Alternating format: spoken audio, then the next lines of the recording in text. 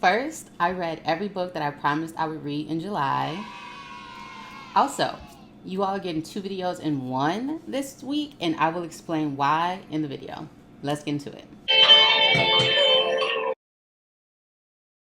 Hola mi gente, MsMalcolmHughes here. Welcome back. Today I will be doing 2 things. One, I will be providing my July wrap up. I'll be giving you my full thoughts on all the books I read. I will also be telling you all the books that I am reading in August. And the reason for that is I bought my first home and I'm in the process of moving, so I won't have time to come and do a separate video. I should be situated by the end of August, and I'll be able to come and give you all my wrap up. So you're getting 2 in 1. In addition to that, that also means that I'll finally be able to build my in-home library. So I will also be bringing you all along on that journey. So stay tuned for that. But let's just get right into why we're here today. Starting off with our July wrap up. I read 5 books in July, and one of them is the book that you all voted for me to read and discuss. So we will start with that one. And that book was A Love Song for Ricki Wilde by Tia Williams. This book follows Ricki Wilde, who is like the wildflower of her family. She comes from a family who is very business savvy. They have this fleet of funeral homes that have been in the family for generations. Everyone has one. It is the expectation that Ricki will also have her own, but Ricki desires to do her own thing, and she really wants to open a flower shop. And so on the journey of thinking through how will this happen, she runs into someone who is essentially a fairy godmother-esque figure who actually offers her the opportunity to move from Georgia to Harlem, New York, where she will be able to rent out the first level of her brownstone and open a flower shop. Ricki jumps at the challenge, takes advantage of this, and then moves to New York. While she's in New York, she's obviously drawn to flowers. While she's at a community garden, she is introduced to, not really, she encounters a figure who ends up becoming someone so important to her by the name of Ezra. And that's when we get to go on this journey of their love. It hops through time. It's in modern day Harlem. It's in old school Harlem in like the 20s when it was really popping. And so we get to like figure out what does all of that mean and how does that impact the love that they will have. In essence, I should love this story. It was well written. It is a romance where you get an epic love story. It had pretty good pacing. I think the cover is striking. It definitely reminded me, I don't know if you all have seen the movie Really Love on Netflix with Kofi and Yuta, but this cover was very much giving me that. It's a good movie. Check it out if you haven't. And the prologue was also really good in this. It draws you in immediately. There are elements of mysticism and enchantment and romance, and you immediately get the feels. So initially I was like, I want to see where this takes us. I want to see where this is going to go. I love that there was like comedy throughout the book. There's humor and brevity to the story. Miss Della is the fairy-esque godmother who really reminded me of the king from Paulo Coelho's The Alchemist, one of my all-time favorites. If you haven't read it, check it out. I love the historical elements. I love learning about Ezra's family and that past, even though it was devastating and heartbreaking and painful. I liked that it was real application of some of the Black experiences in America, especially coming out of the South and then migrating north and the reasons why. And sometimes it was definitely rooted in that escape, that life and death situation of fighting for your life by leaving a place. I enjoyed the fact that it was always like an element of just mystery of like, why is Ricki being told to leave Harlem while she still has time? What does it all mean? I like that it felt authentic as we were jumping in and out of time. It felt like we were in the 20s. It felt like we were in the 2000s. It all felt like time appropriate. I also like the history of Harlem. Tia Williams often roots her books in New York. and each one kind of takes on that personality. So I like that this book had the personality of Harlem, and you could feel that it was palpable. I like that the story felt whimsical as you were going in and out of time. It felt light. It felt like you were on a journey. You didn't know where you were going to end up, but you were willing to still continue. I also, as someone who loves 7 Days in June, I appreciated Eva and Shane showing up here for a little while. I would have preferred more, but I like that they showed up. I like that we got an update on where they stand. I won't tell you, read the book. And with all of those things that I liked, I still walked away from this feeling that the book was okay. And I really had to ponder, why is that? Why were there so many elements that I loved? Why was the writing good? And I didn't walk away from this with a, I love this book. And for me, a lot of it had to do with Ezra and Ricki. I like the characters individually. I think they were cool together, but I didn't fully believe their love story. I didn't believe the rate in which it progressed. Not that it's impossible. I am someone who really enjoys a intense first encounter. You love them, like love at first sight.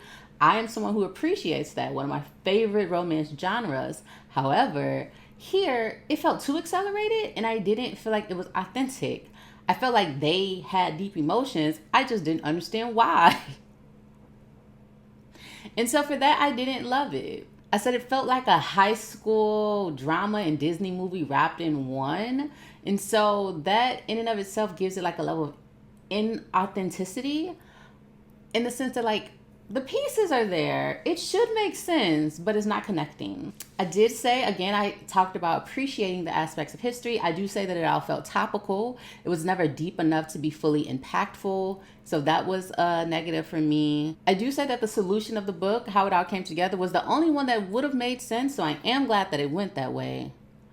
I did like how everything came together. And it was a nice way to like put a bow on the story, but I didn't walk away thinking about these characters. I don't think about them now.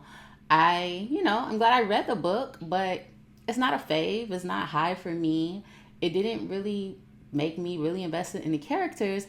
And so on my scale of read now, read when you have time, or read if you want, I ended up giving this a read when you have time. I think it's good. I think some folks will really enjoy it. It just wasn't a fave of mine. All right, so the next book that I want to discuss is This Could Be Us by Kennedy Ryan. I really wanted to read this one. As you all know, I loved Before I Let Go by Kennedy Ryan. This is the second book in the Skyland series, so I wanted to check it out. This story follows Soledad, a woman who is going through a challenging time.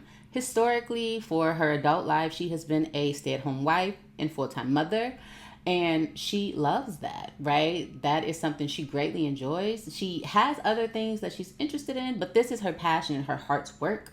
And all of that, well, a lot of that is like ripped from under her, and it creates a much more difficult situation than she is accustomed to.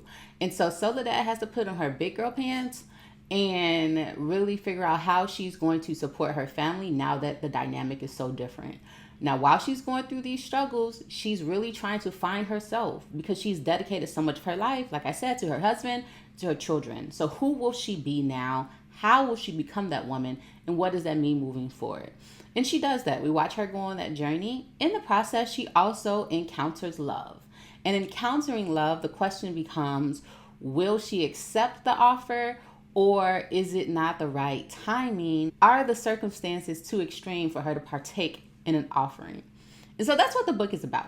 So we have Soledad, we have Judah, and I think it was a good story. I said in my notes, the husband was super disrespectful when it first starts off, and him talking about her vagina and that situation, I said that it reminded me of Broken Pussy from Insecure. If you've seen it, then you know. If you haven't watched Insecure, watch it. It's one of the greatest show like time series, or one of the greatest series of our generation for sure. I liked Judah. I liked Soledad. I liked their story.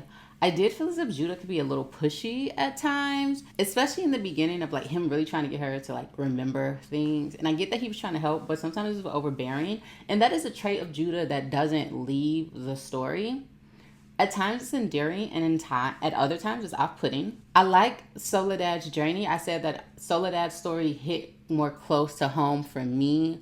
Like I said, I have no problem giving someone a second chance. I've done it a million times for the wrong ones. However, it's after having done that and the lack of like faith you have in yourself that makes you scared and skeptical when you meet someone who feels good, but you just don't know if you can trust yourself anymore. That is the hard part. And after you've done all of the work, you're still grappling with that question.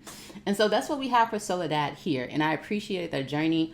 I like to see the complexity with her and her children. I like to see Judah with his children. His children have autism, and I really like the representation here. I also like the conversation of the fact that diagnoses are different these days, and Judah himself may also be on the spectrum, but it's not something that was acknowledged because of his time in school and how adults have like grappled with that and how you still navigate through life, even though that may be a reality.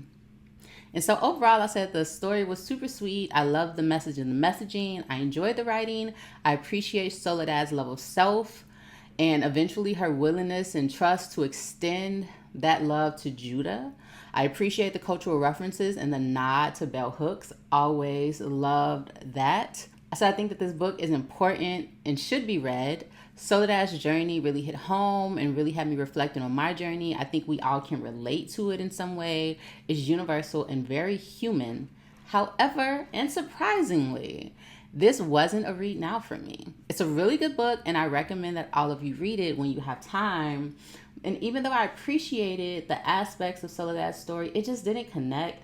The story for her and Judah, I thought it was cute, but like it didn't hit the core. And I think a big part of why like I'm a little like for some of these newer releases that are like everyone's faves is the fact that I've been going back and reading like older authors, and like you can just see the change in like they were just better. And so that makes my barometer different, and it makes me less impressed. And I think these stories are good. I think this is a good book. I think some people will love this book so much. However, for me, it was just cool. And even though I love the messaging, it just didn't hit for me in the way that the first book did. So another book that I read this month is On Us by Nina.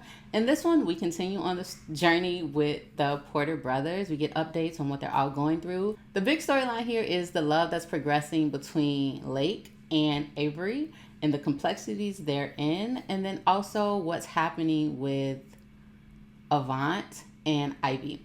But the big story is Lake and Avery. So we follow them on this journey of Lake learning to love. We aren't familiar with that from Lake. He's very reserved and with himself and distant from everyone, very antisocial. However, we get to see Avery push those boundaries here. I did enjoy that aspect of it, of seeing the broadening of Lake in that way. We got updates on the other brothers. In some cases, especially with Sav, I felt like there was a deterioration of his character.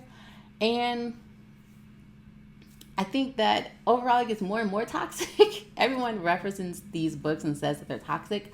But I think that it becomes more and more toxic. And eventually it does lead to a very dire place for Avery. And then as a result of that, Lake is put in a challenging place as well as all of the other brothers and the challenges they're in.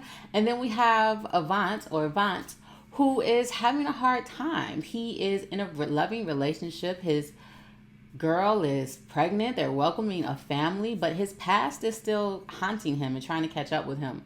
And will he take part or will he not? That's really what we're seeing here. And I enjoyed it. I enjoyed the work. I am invested in the Porter brothers and where they'll end up. So I will finish the series. Yes, I will keep going. I'm still trying to get my hands on Hassan. So if anyone has an additional copy they want to sell, let me know. But I think the thing, I keep questioning myself, like, why don't I give these books read now the way that I have some others or the way that I've seen so many people do?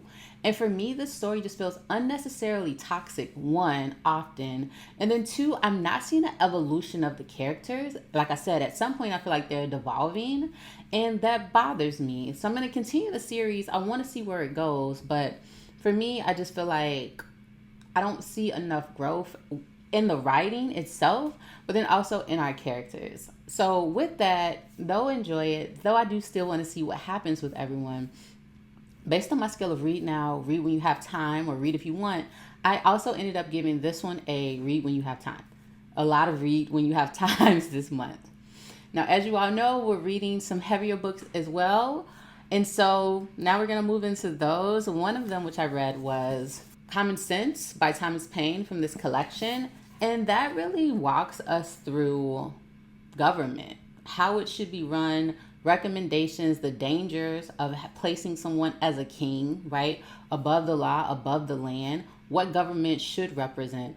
And I thought that that was like a really good just focal point for us right now as a nation. I do feel like the energy has shifted with Kamala being hopefully the nominee now. I feel like the energy has shifted. I feel like people are really rallying behind her, so I'm grateful for that. But I still think it's important for all of us to always be cognizant of what we're fighting for and what our democracy means. And I felt like this was a good reading to center us in that.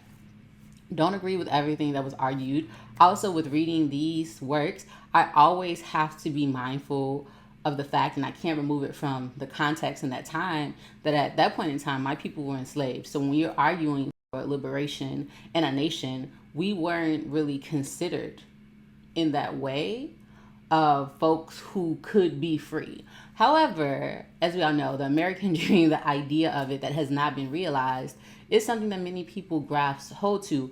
And it's a beautiful dream, right? If we could ever figure out how to see it through to fruition.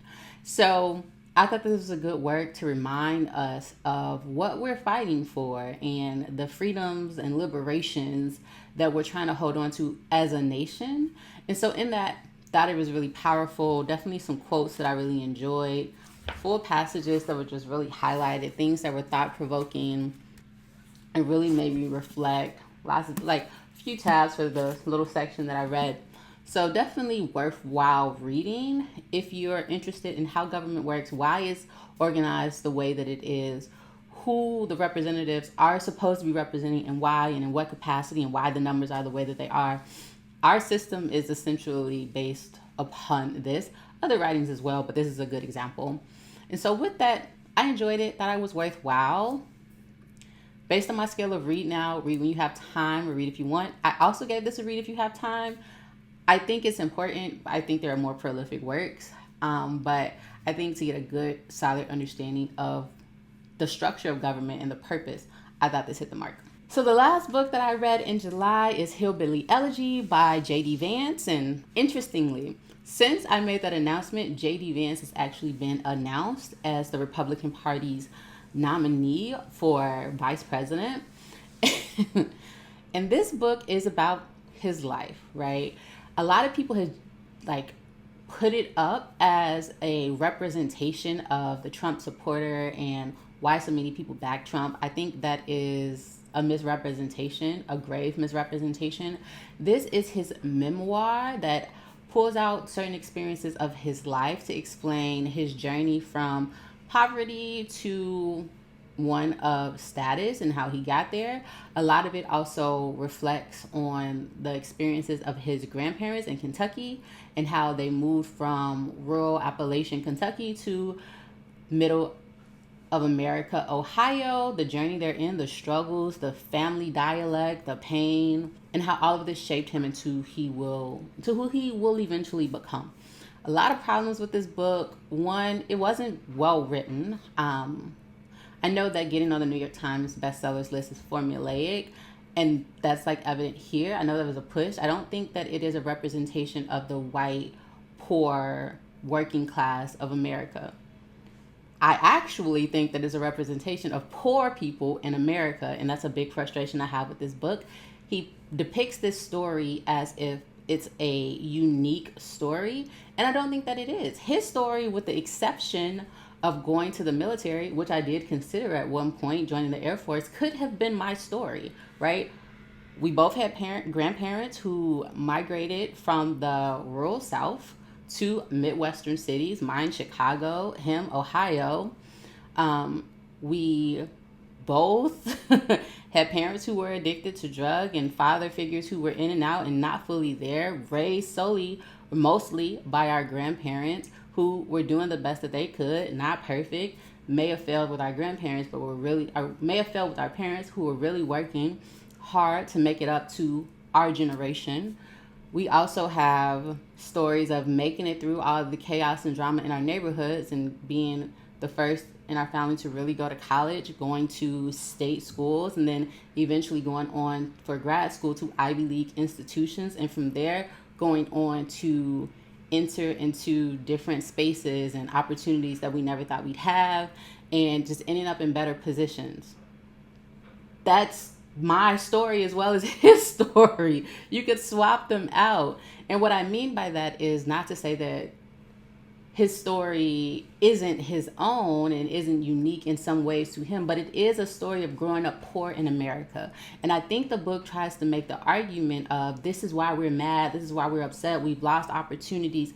But it's not just their story. It is the American story. And if you want to make it specific to a certain group, it could be a regional part of America, that migration from the poor rural South to other opportunities. But it is a poor American story.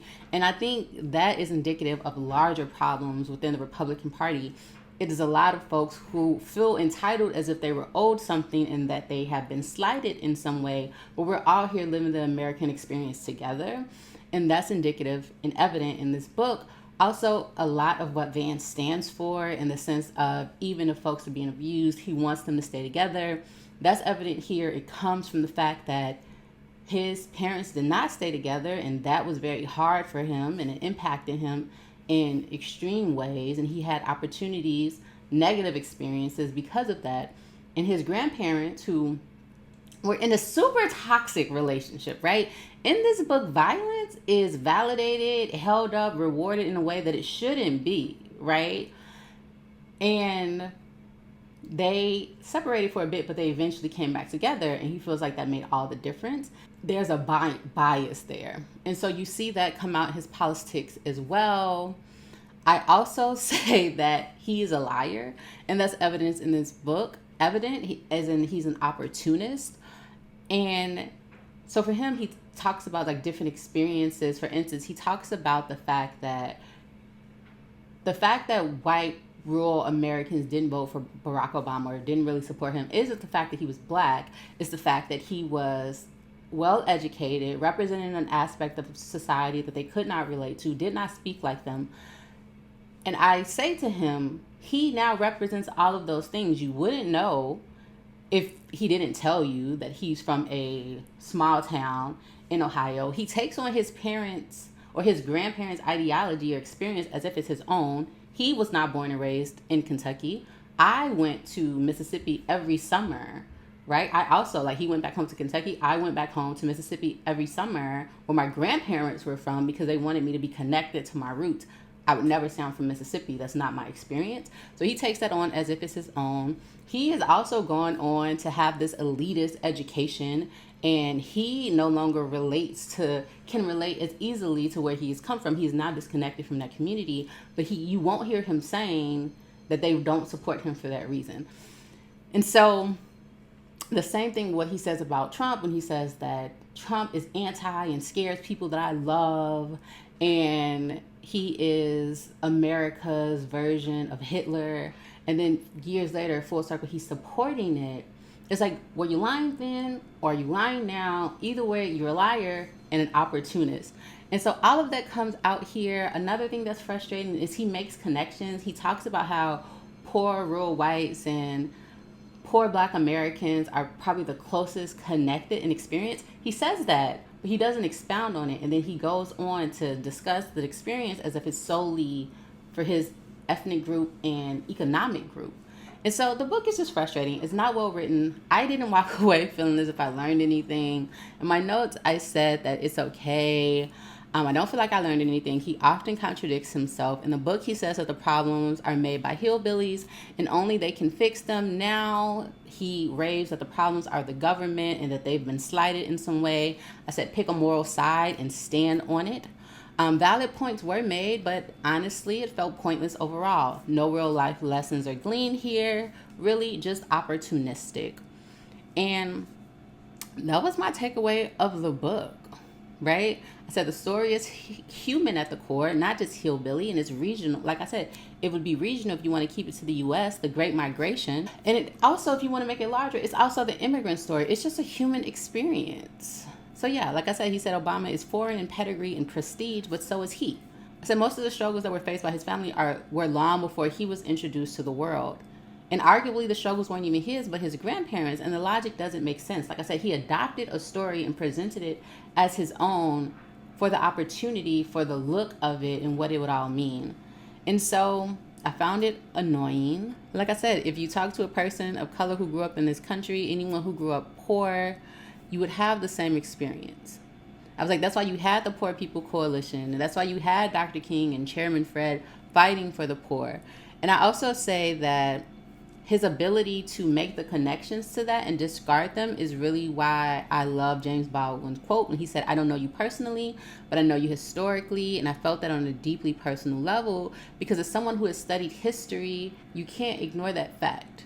And so it was just a lot here that I didn't agree with. Overall, like I said, I didn't walk away feeling as if it was a valuable use of my time to have read this book.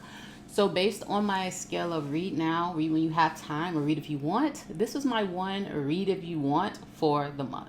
All right, now we are going to transition into the books that I'm reading for August.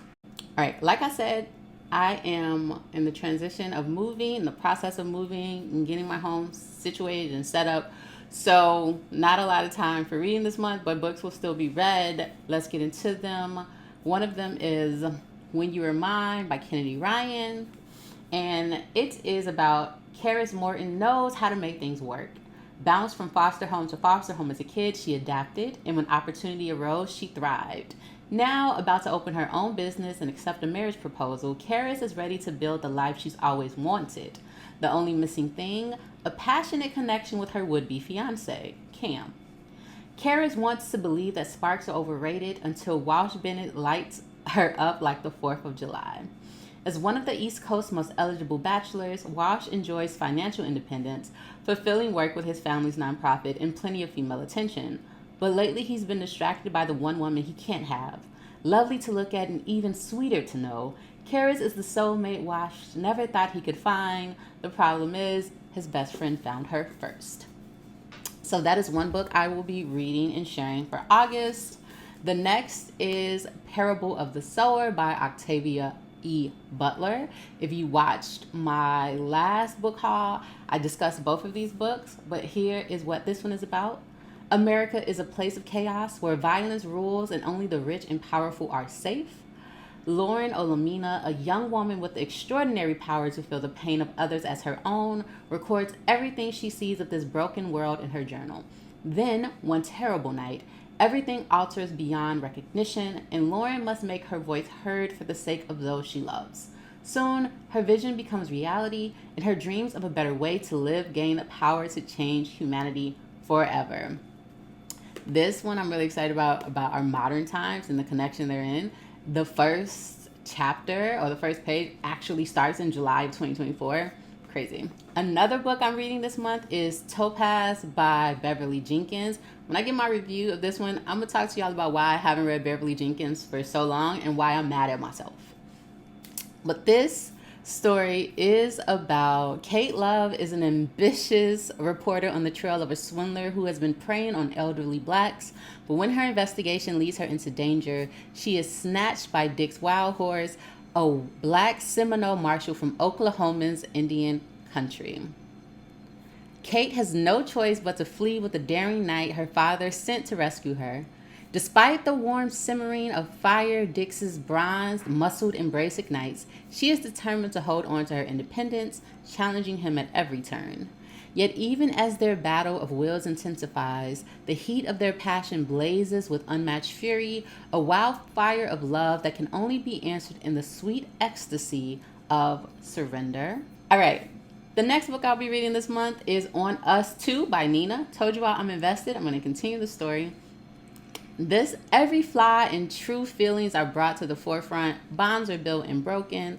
Relationships are tested and resolutions may become slim, but the love continues to be real. So, very vague there, but I'm going to continue and come and discuss all of these works with you all. Who knows how this month will go? I may end up reading more. Maybe we'll tap into some books that I still haven't finished. I will let you all know in my wrap up. But like I said, I'm on this exciting new journey of getting things set up. So very excited, but very time consuming. So I won't be able to come and drop book related videos every week in August, but I will be back at the end of the month at least to tell you all about the books that I read. If time allows, you may see me more recently, or you may see me sooner. I don't know. But until the next one, there are tons of videos on the channel. Check them out. But as always, I'm MsMalcolmHughes, one who believes that books are sometimes better than people. Please remember to give time, to be kind to each other, and to have the very best day of your life on purpose. Peace, o double, adios, ciao. Take care of yourself and each other.